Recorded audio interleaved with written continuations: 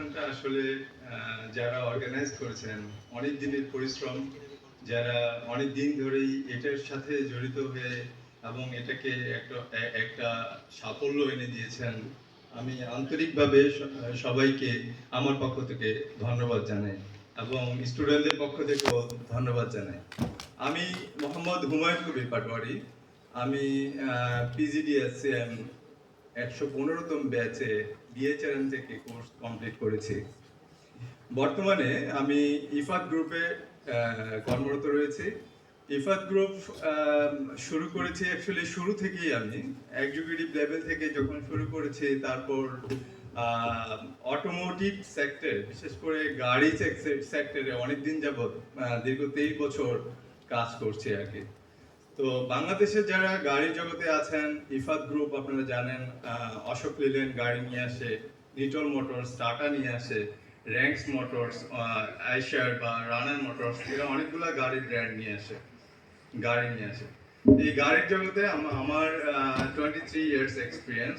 আমি প্রথম শুরু করেছিলাম একদম ডেলিভারি থেকে, মানে ডেলিভারি ইয়ার থেকে। গাড়িটা যখন বাংলাদেশে সিবিইউ কন্ডিশনে চলে আসতো, অর্থাৎ বাংলাদেশে একটা সময় গাড়ি তৈরি করার কোনো ব্যবস্থা ছিল না, গাড়ি এরকম কোনো স্কিল লোক বাংলাদেশে ছিল না। তারপর থেকে আস্তে আস্তে এটাকে সিকিডি অবস্থায়, অর্থাৎ কমপ্লিট নকডাউন হওয়ার কারণ হলো একটা গাড়ি বাংলাদেশে যখন নিয়ে আসে 58% ডিউটি দিয়ে নিয়ে আসতে হয় সিভিল কন্ডিশনে। যখন গভর্নমেন্ট এটাকে ফেসিলাইট করলো যে আপনারা যদি সিকিডি কে ইনভেস্ট করেন, অর্থাৎ সিকিডি প্ল্যান তৈরি করেন, তাহলে এখানে অনেক কর্মসংস্থান হবে বাংলাদেশের মানুষের। ওই তখন গভর্নমেন্ট 15% ডিউটিতে ফ্যাসিলিটি দিল যে আপনারা যারা সিকিডি অর্থাৎ প্রোডাকশনে যারা যাবেন তাদেরকে 15% ডিউটিতে নিয়ে আসতে পারবেন। সেই থেকে বাংলাদেশের অটোমোটিভ সেক্টরটা আপনার সিকিডি কন্ডিশনে। এখন আপনি যত মোটরসাইকেল বলেন সব সিকিডি কন্ডিশনে আসে, যত গাড়ি বলেন ম্যাক্সিমামই সিকিউরিটি কন্ডিশনে আসে, যেখানে আমাদের এখানে হাজার হাজার লোকের কর্মসংস্থান হয়েছে। এখন এই সিকিডি অথবা সিকিডি কন্ডিশনে আসার পরে অনেক লোকের কর্মসংস্থান হয়েছে, মানে আমাদের প্রোডাকশন যখন হয়েছে সাপ্লাই চেইনের এরিয়ার কাজের স্কোপটাও বেড়েছে। ইভেন আমাদের যদি বাংলাদেশে সাস্টেন যদি আমাদের পলিটিক্যাল সিচুয়েশনটা সাস্টেন হইতো, তাহলে মনে হয় এটা একটা বোম, অর্থাৎ আমাদের আরো কর্মসংস্থান হতো বাংলাদেশের মানুষের। আমরা আগে আমাদের সেক্টরগুলোতে আপনারা দেখবেন, খেয়াল করে দেখবেন যে বিদেশি বিশেষ করে ইন্ডিয়ান, শ্রীলঙ্কান এই সমস্ত লোকজন কাজ করতো। তো এখন কিন্তু আমরা যারা বাংলাদেশি আছি আমরাই কিন্তু এখন এই জিনিসগুলো লিড করছি। আমি যখন আমাদের কোম্পানির আমি as a supply chain head হিসেবে আছি এখন কর্মরত। আমি নিজেকে হেড বলি না অবশ্য, আমি বলি সাপ্লাই চেইন ডিজিএম। অর্থাৎ আমি আমার ডিজিগনেশনটাকে বুস্ট আপ করি, আমি আমাকে আমার যেই রোলটা সেই রোলটাকে ইয়ে করি না, কারণ আমি আমার টিমকে নিয়ে এমনভাবে কাজ করি টিম যেন কখনো বলতে না পারে যে আমি ডমিনেট করি, অথবা খুবই ফ্রেন্ডলি সুলভ আচরণ হয় আমার আমার যে টিমটা রয়েছে।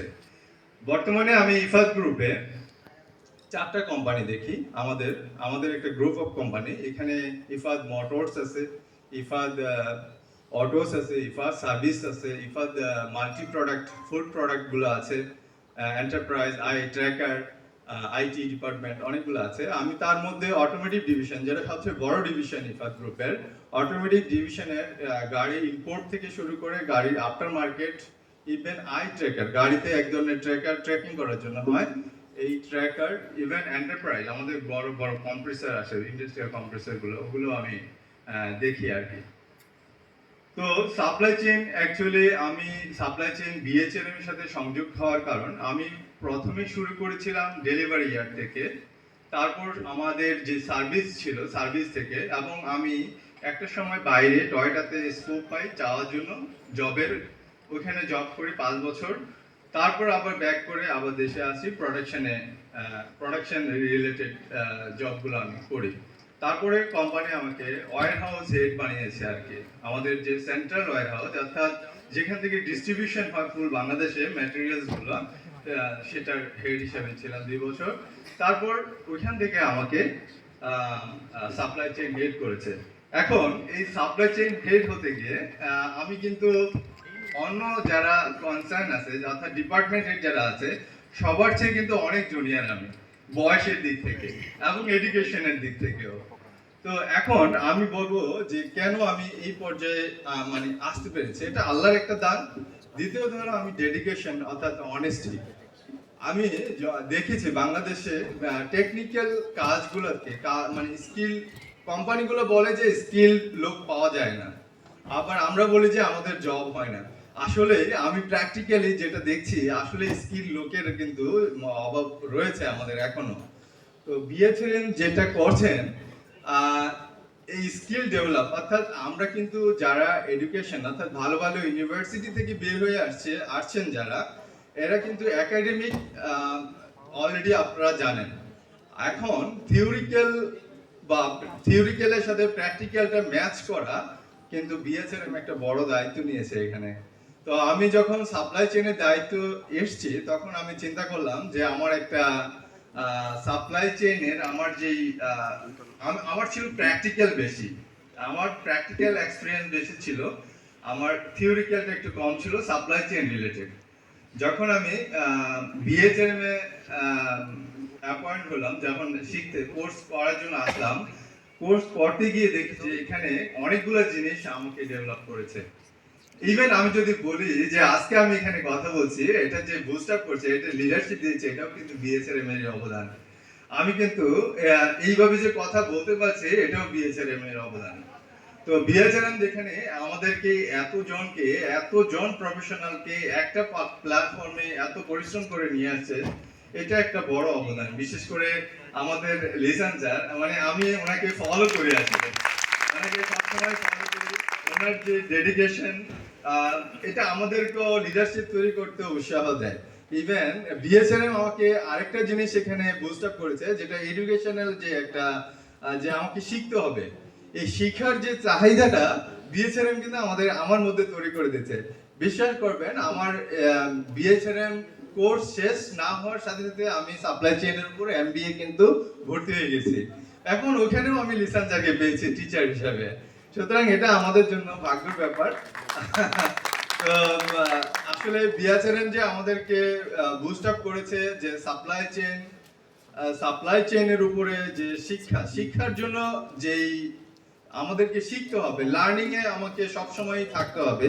অর্থাৎ আমরা এমন একটা ডিপার্টমেন্টে আছি যেটা অলওয়েজ আমাদেরকে লার্নিং এ হতে হবে প্রত্যেক দিনই। প্রত্যেক প্রযুক্তিগত দিক থেকে এবং পরিবেশগত দিক থেকে এই পরিবর্তন হচ্ছে ওয়ার্ল্ড, সেই ওয়ার্ল্ডের সাথে সংযুক্ত থাকার জন্য আমাদেরকে অবশ্যই লার্নিং এর মধ্যে থাকতে হবে। এরকম বিএচএনএম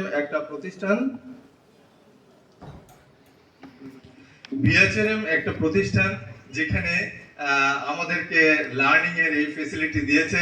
বিএচএনএম এর যারা আছেন সবাইকে আসলে ধন্যবাদ যে আমরা এরকম একটা প্ল্যাটফর্ম পেয়েছি, এবং আমরা একটা একটা কমিউনিটি পেয়েছি, যেটা শক্তিশালী কমিউনিটি বাংলাদেশের মধ্যে সাপ্লাই চেইন।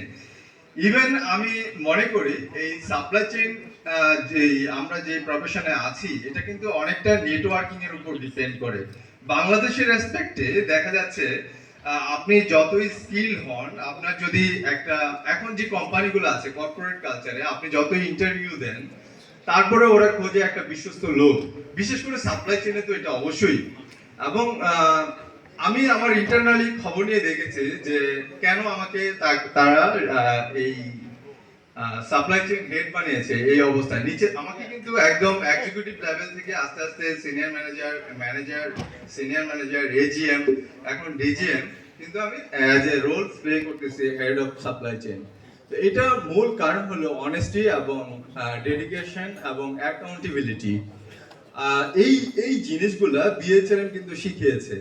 আমি কিছুদিন আগে লিসান স্যারের সাথে দেখা হয়েছিল, আমি লিসান স্যারকে দেখাচ্ছিলাম যে স্যার দেখেন, আপনার এই জিনিসগুলো, আপনার বিএচএনএম থেকে যে জিনিসগুলো আমি শিখেছি, এগুলো কিন্তু ইমপ্লিমেন্ট করা যায়, ইমপ্লিমেন্ট করার স্কোপ রয়েছে আমাদের এখানে। আমি ইভেন আমার টিমকে এগুলো আমরা ইমপ্লিমেন্ট করছি।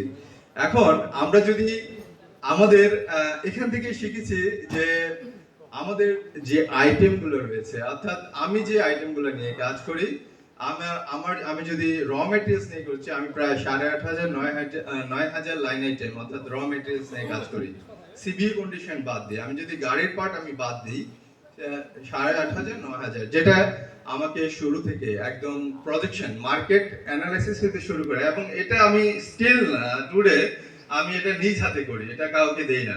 এখন পর্যন্ত আমি এটা নিজ হাতে করি। এটা আমি শুরু করেছিলাম আমি যখন 2022 অর্থাৎ 21-এর লাস্ট 22-এর দিকে আমি শুরু করেছিলাম। এখন থেকেও আমি নিজ হাতেই ওই কাজটা করে যাচ্ছি আর কি। যখন আমি হাতে নিয়েছিলাম যে আহ, তখন 46% অর্থাৎ 45% ছিল আমাদের ফিল্ড রেট। ফিল্ড রেট এই জিনিসটাও তো আমরা এখান থেকেই শিখেছি, তাই না? আপনারা কি বলেন? আপনারা বিএসএম থেকে আমার সাথে তো একমত মনে হয় না? রাইট। এই ফিল্ড রেট আমি যখন জয়েন করেছি, মানে এই কাজটা হাতে নিয়েছি, তখন 45% ফিল্ড রেট ছিল। সেই ফিল্ড রেট এখন 96%, 6%। অর্থাৎ তাহলে আমি এই জিনিসগুলা কোথা থেকে শিখেছি? বিএচএম থেকে নিশ্চয়ই শিখেছি। আমি আমার এক্সপিরিয়েন্স ছিল টয়োটাতে, সেখানে আমরা রেগুলার প্র্যাকটিস করতাম যে গ্যাম্বা, কাইজান, তারপর আপনার 5S, এই জিনিসগুলো আমরা এখানে প্র্যাকটিস করতাম এবং এগুলো আমাদের রেগুলার ওয়ার্কের মধ্যে ছিল। তো এই জিনিসগুলো যদি আমি যখন শুরু করেছি তখন এই জিনিসগুলো আমি আমার প্রতিষ্ঠানে ইমপ্লিমেন্ট করা শুরু করেছি। যখন শুরু করেছি তখন অনেকে আমাকে বলছিল, কারণ ওই সময়টায় বাংলাদেশে আসলে এই সমস্ত জিনিস অনেকে পাগলামি মনে করে আর কি, হ্যাঁ, ওয়েস্ট মিনিমাইজে করা এগুলো পাগলামি মনে করতো। যখন আমি শুরু করেছি এবং এগুলো আপনি যখন চার্ট আকারে গ্রাফ করে কেপিআই আকারে, আমি আমার প্রতিষ্ঠানে অর্থাৎ আমি যখন ওয়্যার হাউসে ছিলাম, আমার ওয়্যার হাউসের যে কেপিআই, অর্থাৎ আমার তো পার্সোনাল একটা কেপিআই রয়েছে, সবারই রয়েছে, এবং ওয়্যার হাউসের কেপিআই আমার যে প্রতিষ্ঠান ওইখানকার ওই জায়গার কেপিআইটা আমি গ্রাফ আকারে যখন ম্যানেজমেন্টকে দেখানো শুরু করলাম যে দেখেন আমি এতটা ওয়াটার 100টা ওয়াটারের মধ্যে আমি 45% দিতে পারছি, আর 5% আমার লুজ করছি বিজনেস। তো এইভাবে করতে করতে আপনার কয়টা আপনি ইনভয়েস করতেছেন, কয়টা আপনার ট্রান্সপোর্ট কস্ট গুলো কিরকম হচ্ছে, লজিস্টিক ট্রান্সপোর্ট কস্ট, এই সমস্ত জিনিসগুলো যখন দেখানো হলো ম্যানেজমেন্টকে গ্রাফ আকারে অথবা একটা পিপিটি আকারে, তখন প্রত্যেক মাসে, কিন্তু এটা এখন মানে একদম প্রত্যেক মাসেই করা হয়েছে, তখন ম্যানেজমেন্ট বুঝতে পারলো যে না, হি ইজ ডুইং ওয়েল, এবং এটা তারা ট্র্যাকে নিয়ে আসছে। তারা জানতে পারলো যে ভিতরের অবস্থাটা কি চলছে। তো যখন একজন মালিক অথবা হায়ার ম্যানেজমেন্ট জানতে পারবে যে হ্যাঁ, আমার ওইখানে তো এত টাকার স্টক আছে, এত টাকা স্টকের মধ্যে এত টাকা ওল্ড স্টক বা ডেড স্টক, তাহলে আমার ডেড স্টকটা পড়ে আছে, ওটা তো আমার জায়গা দখল করে আছে, ওটাকে তো আমাকে ডিসপোজাল করতে হবে, আমার হোল্ডিং কস্ট বেড়ে যাচ্ছে। তো এই জিনিসগুলো যখন একজন মালিক জানতে পারবে, তখন অবশ্যই আপনার প্রতি বা আমার প্রতি খুশি হবে, তাই নাকি? তো এইভাবে আসলে আমাদের সাপ্লাই চেইন কাজ করতে হয়। তারপর যখন আমরা প্রোডাকশনে আসি, প্রোডাকশনে আসার পরে যখন আপনি ফরকাস্টিং করলেন যে আপনার মান্থ প্ল্যানিং কি, অর্থাৎ আপনার সেলস টার্গেট কি, সেলস টার্গেটের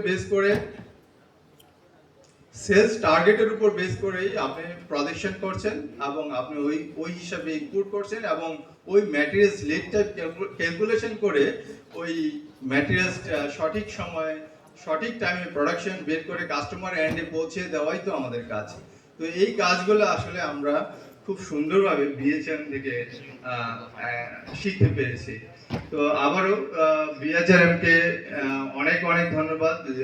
এখানে যারা আমার শ্রদ্ধেয় টিচাররা রয়েছেন, সবাইকে অনেক ধন্যবাদ। সবার কাছ থেকেই অনেক কিছু শিখেছি এবং সেই অনুযায়ী ইমপ্লিমেন্ট করার চেষ্টা করেছি, এবং আমাদের সব সময়ই শিক্ষার মধ্যেই থাকতে হবে, এবং বাংলাদেশ সাপ্লাই চেইনকে অবশ্যই আমাদেরকে এইভাবে এগিয়ে নিয়ে যেতে হবে। সবাই তো আমার সাথে মনে হয় একমত হবেন নাকি? বিএচআরএম অবশ্যই আমাদের যারা আছেন এখন কম্পিটিটিভলি বাংলাদেশে সাপ্লাই চেইনের উপরে যারা কোর্স করান, বিএচআরএম অবশ্যই তার মধ্যে অন্যতম। কারণ বিএচআরএম থেকে আমরা প্র্যাকটিক্যাল যে প্র্যাকটিক্যাল ক্লাসে যে নলেজ ইন্টারাকশন হয়, আমি তো এখন অনলাইনে ক্লাস করি এমবিএ। অনলাইনে ক্লাসে আর প্র্যাকটিক্যাল ক্লাসের মধ্যে কিন্তু আকাশ পাতাল ডিফারেন্স। কেমন, টিচারের সাথে ওইভাবে ইন্টারাকশনটা হয় না এবং টিচারও ওইভাবে সন্তুষ্ট হন না। তো সুতরাং বিএচআরএম আমাদেরকে বাংলাদেশের রেসপেক্টে এমন একটা স্কোপ তৈরি করে দিয়েছেন, যেটা আমরা সরাসরি ক্লাস করে সরাসরি টিচারদের মাধ্যমে, আর আমাদের যারা টিচার রয়েছেন ম্যাক্সিমাম টিচারই তো কোনো না কোনো প্রফেশনালে সেরা, তাই না? আমরা আমাদের যারা টিচার রয়েছেন কোনো না কোম্পানির তারা হেড, সাপ্লাই চেইন হেড অথবা অপারেশনাল হেড। তো আমরা অ্যাকচুয়ালি আসলে কি ঘটছে, রিয়েলিটিটা, রিয়েল সিনারিওটা আমরা শিখতে পারছি বিএচআরএম এর মাধ্যমে। তো এইভাবেই আমরা বাংলাদেশকে বিএচআরএম এগিয়ে নিয়ে যাবে এবং আশা করি আপনারা বা আমরা যারা আছি সারা জীবন বিএচআরএম এর সাথে এভাবে থাকবো এবং এইভাবে আমাদেরকে একটা কমিউনিটি করে ধরে রেখেছেন বিএচআরএম। আশা করি বিএচআরএম এভাবে আমাদেরকে ধরে রাখবেন। আমরা যদিও অনেক সময় অনেকে ব্যস্ততার কারণে সবার সাথে যোগাযোগ করতে পারি না, আশা করি বিএচআরএম এই আমাদের পক্ষ থেকে, সবার পক্ষ থেকে এই দায়িত্বটা নেবেন। Thank you BHRM, thank you BHRM. আমাদের শ্রদ্ধেয় টিচাররা যারা আছেন সবাইকে অনেক অনেক ধন্যবাদ। থ্যাংক ইউ আমাদের যারা গ্রাজুয়েশন করছে সবাইকে কনগ্রাচুলেশন। Thank you again. আসসালামু আলাইকুম।